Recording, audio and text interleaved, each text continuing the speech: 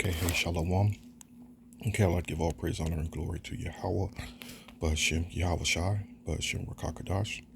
Okay, double honors to the bishops, apostles, and elders of Great Millstone that rule well, and peace and salutations to the hopeful elect of the children of Israel, people of Negro, Latino, Native American, and Seminole Indian descent. Okay, Israelite foreigners as well, who live amongst the heathen nations around the four corners of the earth by the Israelites to their father's side. Okay, let's begin this here. Biblical prophecies.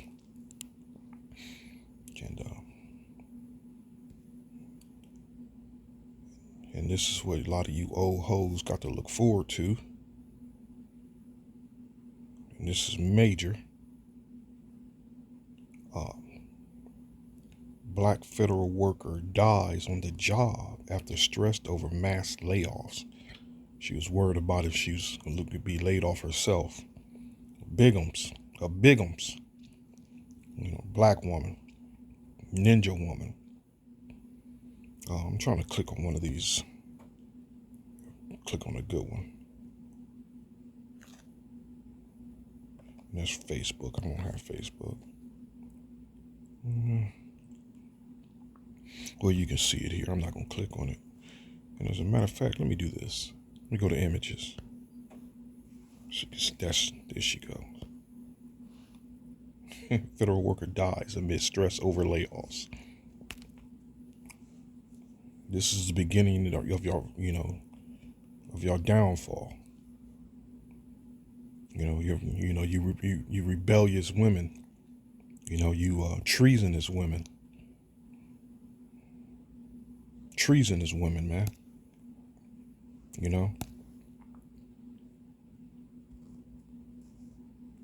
So how's that for that being strong and independent and well overeducated than the black man? Yeah. Let me click on. Give me a second here. Federal workers are dealing with chaotic work environments.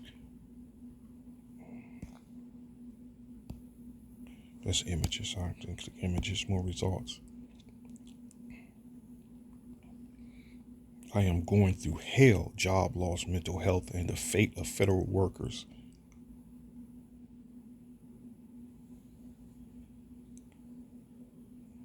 They're catching it. And it's not going to let off. It's just those elect women that are going to receive comfort and protection from Yahweh Ba'ashem Yahweh Shai. Okay? Just the elect woman. Okay? And a lot of you old hoes going to be left out there, a lot of you're going to be left out there to fend for yourself. Because you remember, you didn't need no man. You done a mass amount of you done actually destroyed a lot of men's lives. And that's through the grace of Yahweh Ba'ashem Yahweh Shai that a lot of men, that elect men, was able to even manage himself, for that, his daily needs, daily bread, That's the spirit of the Lord, man. But if it wasn't for that, a lot of you women would have literally, you have. You've destroyed a lot of lives, man. The baby coming out your womb, you're offing them. The father of your kids and your husbands, you've gotten killed from your acts of adultery. All this is just this is judgment coming. And you're going to start to see a whole lot more of this.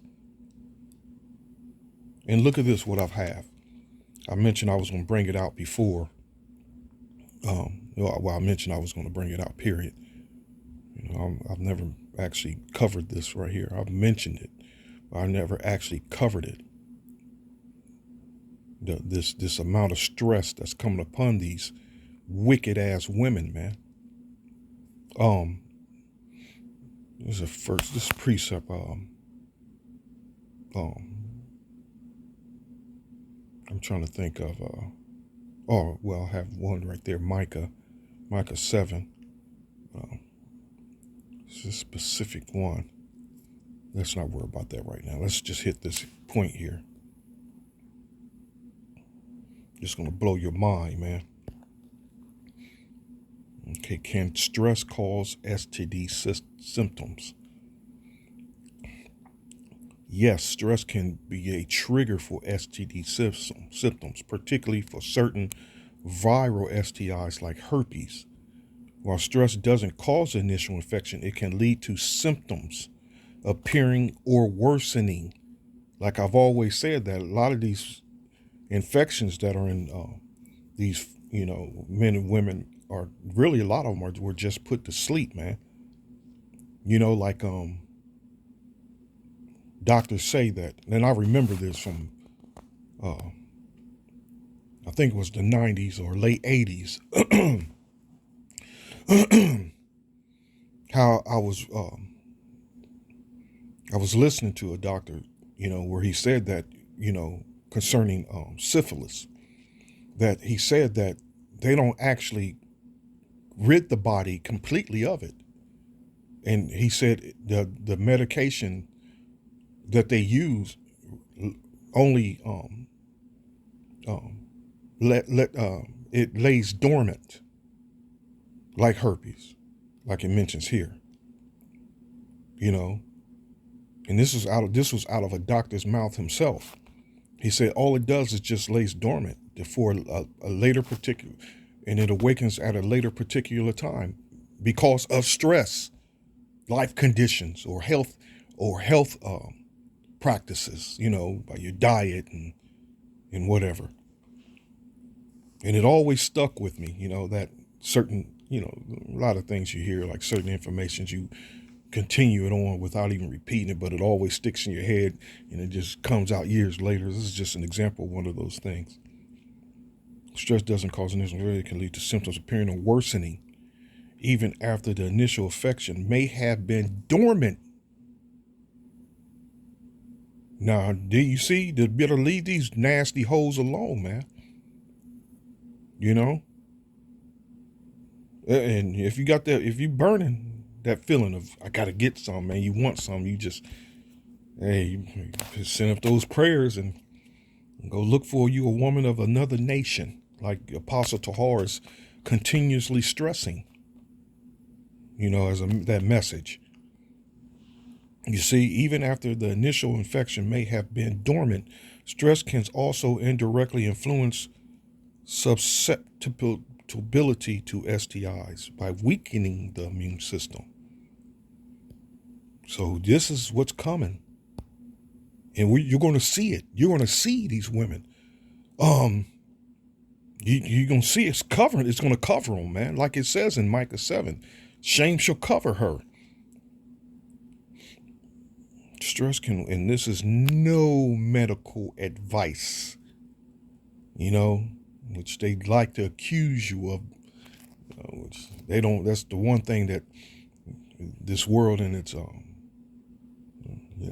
the wicked amongst this world, they want to make it an offense and a crime for you to speak on filthiness and abominations, and say strike your videos and and delete your videos and whatever, But anyway, this ain't no medical advice, man. This is just covering information that's just out there for everyone to read and see. And here I am presenting it to you. Stress can weaken the immune system and increase vulnerability to sexual transmitted diseases. And I'm telling you now, these some nasty hoes, man. It says here, immune system suppression. Stress, it weakens your immune system, period. Vaginal microbiota changes. Stress can disrupt the balance of bacteria in the vagina, which can increase the risk of bacterial vaginosis. and other infections, potential making it easier for STIs to take hold, mental health impacts, increased risk of STIs. Studies have shown a correlation between perceived stress and an increased risk of developing STIs, especially in women. Some studies suggest that stress can specifically affect the severity or duration of certain STIs like chlamydia. So it ain't just limited to just what it says here. Herpes, man. It's not just limited to just that.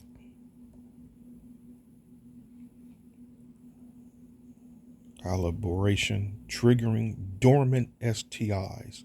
Some STIs like herpes can lie dormant in the body and be reactivated by stressors, causing symptoms to reappear or worsen. There's a Edomite that works at the courthouse in Columbus, downtown Columbus, and she, it's nothing, and they don't, clown on her or whatever, And I remember her working there since the late 80s. And I'm telling you, I remember her working there since the late 80s. And the last time I've been in that goddamn building, that wicked ass building, was in 2012, 13, 14, somewhere in there. She was still work there. And her face, and she's covered with those outbreaks. What else can she do? She has to work, And it looks horrible, man, on her. And that's an example of what's going to happen, man. What these wicked ass rebellious women going to experience. And hold on, give me a second here. There's something I wanted. Hold on. Give me 1 second, just 1 second. I should have done this before I even click go.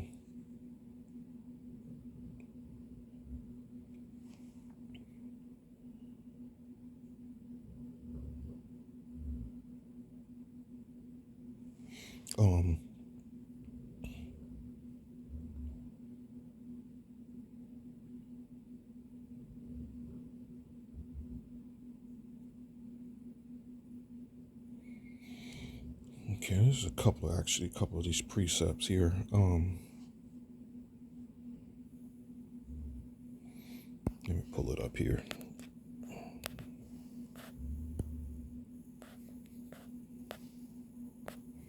Let me hit up rebellious.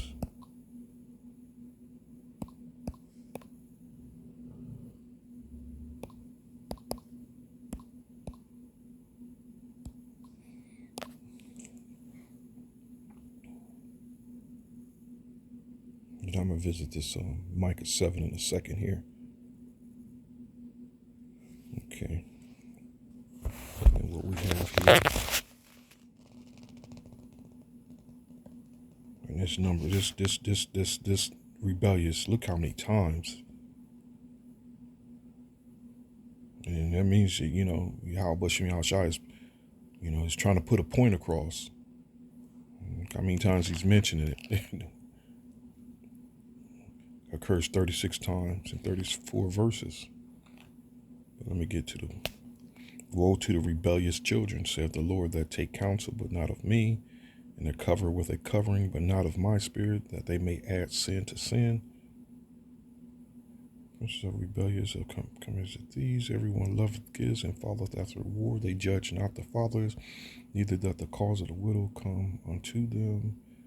That this is a rebellious, Isaiah 30 and 9, that this is a rebellious people, lying children, children that will not hear the law of the Lord.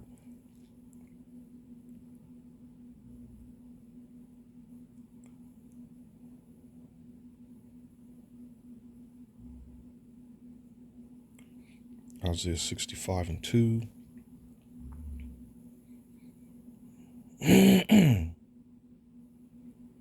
I have spread out my hands all the day unto a rebellious people, which walketh in a way that was not good, after their own thoughts.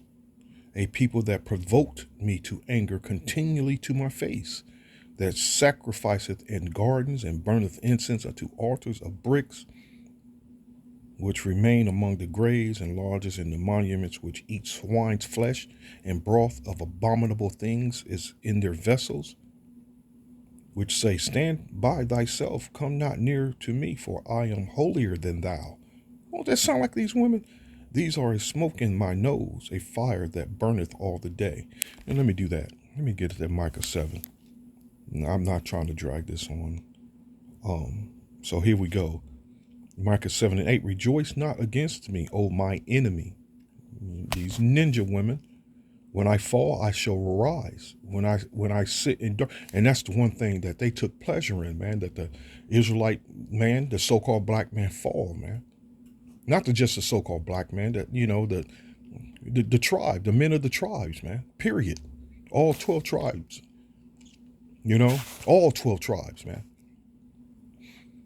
But particularly, which is one that's most noticeable of them all, is just the so-called black man. That's the one that reaches the news the most, because these goddamn Edomites love to, they love airing that. They love seeing it, and it's like, during slavery, when they wanted to put fear upon the Israelites during that, that captivity. They would bring everyone out in the open, and they would do their acts, man, of castrations and their cruel acts of buck breaking, and their cruel acts of whatever foul shit they were doing to the Israelites, man. They made sure all of slaves would see it.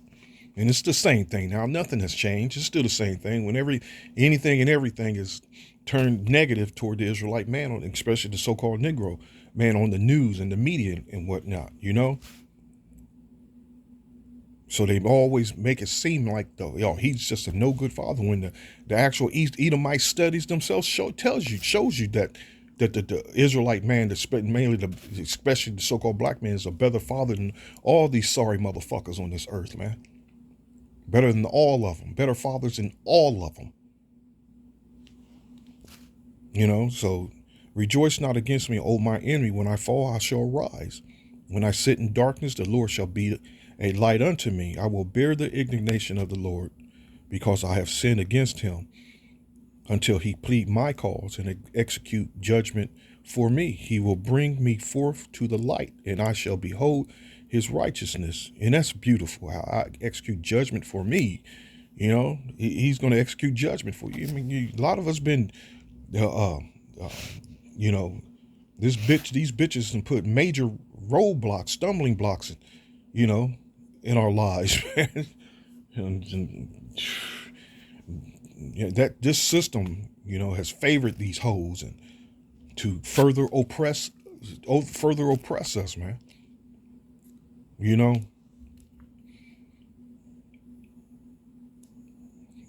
So that old hoe ain't getting away. And didn't allow you to see your children. There was a point, especially, I remember, around 2010, 2011, my two youngest weren't exactly at that age where they can fend for themselves. But anyway, regardless, she removed them out of my life. And she told me, you're never going to see them again. But they came anyway without her consent. They made a way to, they made their own way back. And nor did I even fight it. I didn't have no energy and time for that shit, man. I just hung up the goddamn phone, and I wasn't trying to argue with her and plead, come on, baby, I need to see my kid. Nah, hell no, I just hung up the fucking phone, man. And literally left it up to Yahweh Shem Yahushua, I prayed a lot, but I left it alone, for no reason. She's out of nowhere, just wanted to provoke me. And she'd done that many a times. So I literally just cut off all communications, man. Remember, you're the ones that wanted to hit those streets. You wanted to be the part of those streets. I let her go, and it's not easy, and it don't feel good, but I let her go, man. And she didn't like that fact. She never expected that to happen. And made several attempts to reconcile her, or give me some benefits of, being out the crib and somewhere else. But they still continue to open their legs to a lot of their baby daddies. But I refused it all, man. I just left and didn't come back. So here we go. It says, then she that is my enemy shall see it, and shame shall cover her which saith unto me, where's the Lord thy power? And that word cover, it's a broad meaning. Shall cover her.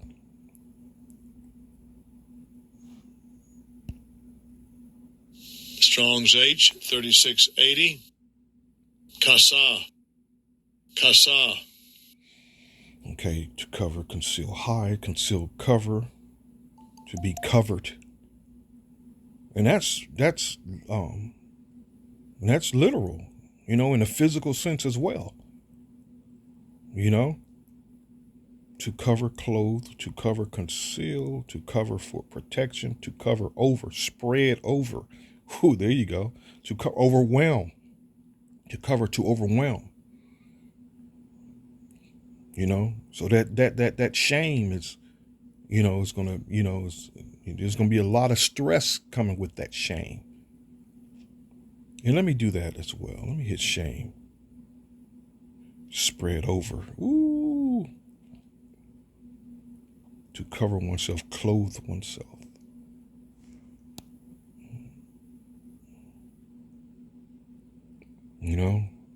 That cover, man, is gonna be visually too. What you're gonna see that she's gonna be stressed the hell out. Shame. This is what a lot of them are going to start experiencing, shame, man. Shame, it don't give you nothing. Let me do this here. Let me do it this way. All this is just the judgment of the Lord, man. And where the time where you were hearing that here, I'll get in a second at Proverbs 1.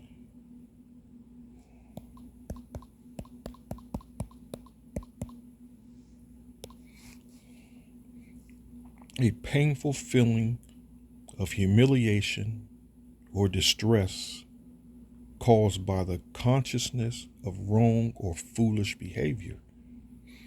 Shame of a person, action, or situation makes someone feel ashamed. But there you go, a painful feeling of humiliation. It says or distress. It's going to be and distress. A painful feeling of, you see how you got to correct these devils, man. A painful feeling of humiliation and distress. Caused by the consciousness. And listen, this is all prophecy. This is all part of biblical prophecy to come to pass, to happen. A lot of them will meet that fate of the Jezebel, that heathen Jezzy, man. Because imagine what Jezebel was experiencing before they tossed her ass up out that window. Imagine that feeling, man. What that hoe was feeling, that piece of trash was feeling. Let me see if I can hit it real quick. So I didn't mean to continue on. It's just how the spirit works sometimes.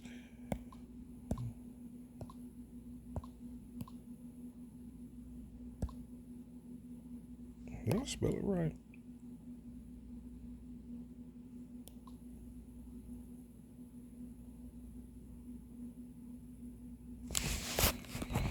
It's like, hold on. Okay, Google. Jezebel in the scriptures. Jezebel is a significant and controversial figure in the Hebrew Bible, primarily known as the Phoenician princess who married King Ahab of Israel in the 9th century. Shut up. Let me see if I can find it. Get to the point real quick. I know it was later on. No, when 2 Kings 9. Yeah. That's a move of desperation. There's 2 Ezra 9:30, and when Jehu was come to Jezebel heard of it, and she painted her face and tied her head and looked out at the window. Was that bitch making her? Did she make an attempt to make herself look good, and so he can have mercy on her?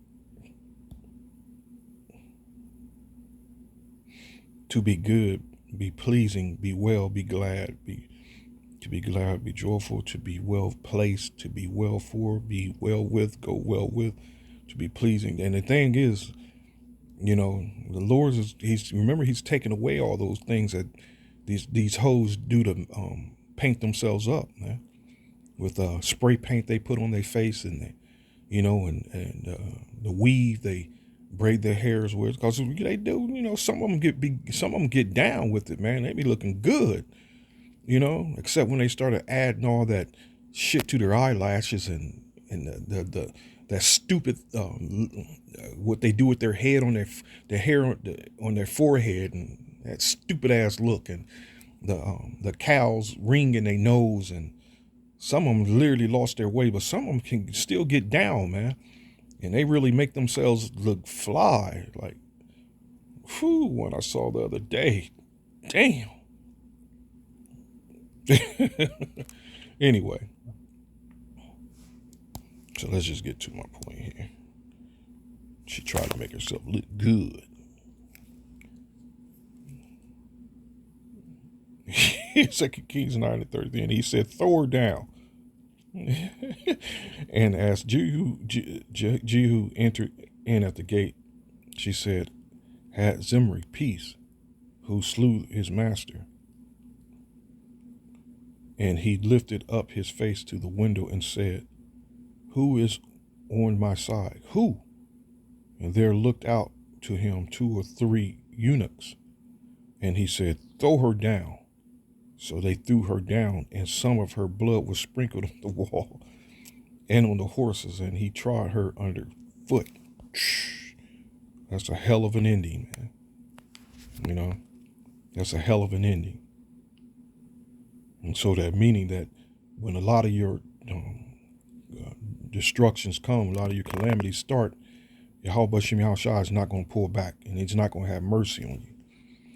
Because again, Proverbs 1, which I quoted before, and when he was come in, he did eat and drink, and said, go see now this cursed woman and bury her, for she is a king's daughter. And they went to bury her, but they found no more of her than the skull, and the feet, and the palms of her hands. Whoo! That's a lot of your fates, man. You're going to be in that same spirit as Jesse,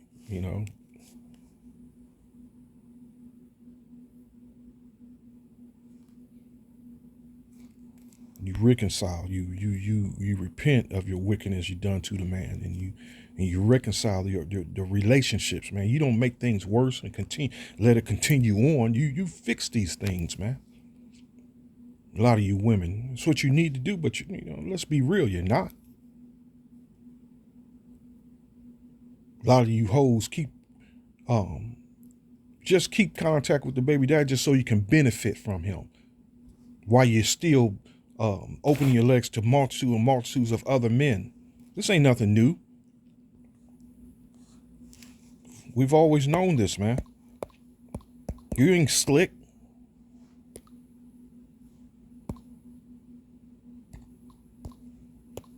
I'm going to close here.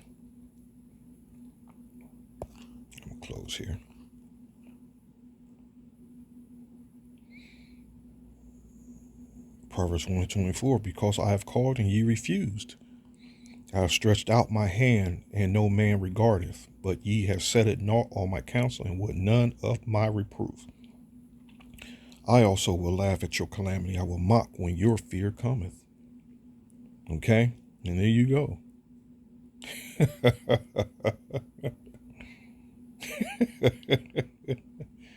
Oh, man. Just wait. in its beginning. So hope we're edified. Till next time, Lord willing. Shalom.